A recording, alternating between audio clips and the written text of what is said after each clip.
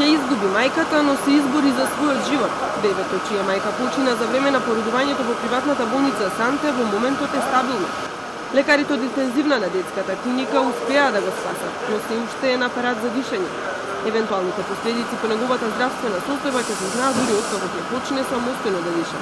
Оние први 48 сата после таа тешка асфиксија со која што беше донесено со Апгар 013 преживеа, се стабилизира неговата состојба, се уште е на респиратор, така да во моментот нема некои влошувања во поглед на наодите, меѓутоа за повеќе податоци да кажеме во врска со што понатаму со ова дете во кој правец ќе се развива, сепак зависи по вадењето на детето од респиратор да видиме како ќе биде неговиот невролошки развој.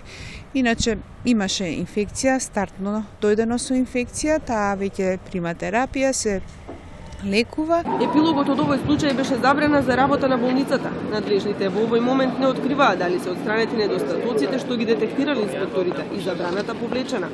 Во меѓувреме јавноста ја потресе уште една смрт. Тоа што во неколку дена заради анестезија почина и 15-годишно момче за време на рутинска операција на колено, ја заледи крвта кај многумина. Уште толку се расколева довербата во македонското здравство. Јавноста е се уште во шок. Граѓаните коментираат дека никој во овој момент не би сакал да се најде на операционен стол. Се сомневаат и во квалитетот на анестезијата. Паники големи се створија меѓу луѓето. Некој деец за болница се плаши да дојде. Секој ден вика умира по некој. И од обична операција се плаши народот. Мислам од брук, од кила, од било што, народот значи сега е во паника.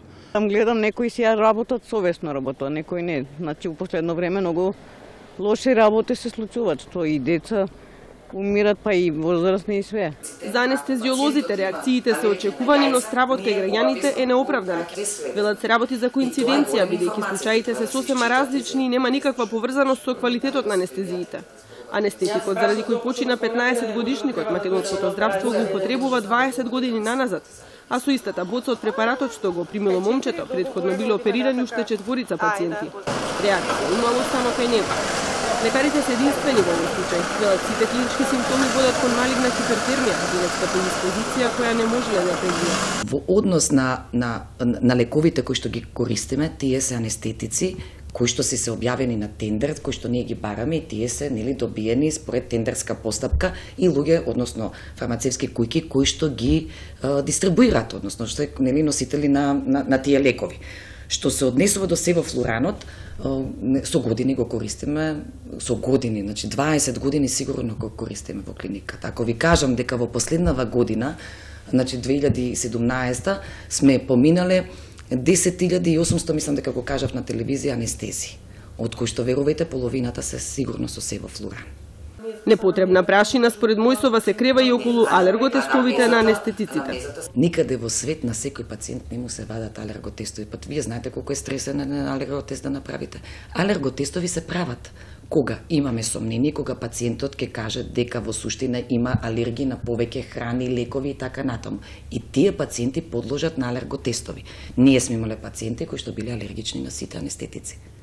Значи, ме разбирате, ама кај нив сме утврдиле дека практично имаат некаква алергиска компонента, односно тоа се викаат топичари, и реагираат со алергиска реакција на одредени лекови, ако се повеќе, тогаш секако и обавезно се испитуваат, значи тоа се исполнуваат. За случајот со 15-годишникот на почетокот и лекарите беа во шок. Подоцна објаснија дека постои лек со кој можеби ќе го спаселе неговиот живот, но јавното здравство го нема.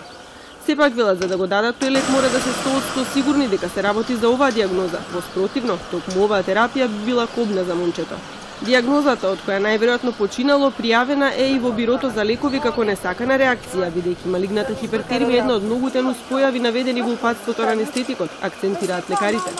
Известени се и сите други надлежни институции, а комисиите формирани за расветлување на двата случаи наскоро ќе излезат со конкретни информации. Анестезиолозите во долг период се натапет на јавноста. Граѓаните почнаа да им откажуваат доверба уште пред околу 2 години кога слушнаа за нивните пијани колеги во случајот со починатите родилка и бебе во Гевгелиската болница. Обвинителството отвори постапка за несовесно лекување, а судскиот процес се уште трае. Во меѓувреме, еден од обвинетите анестезиолози почина.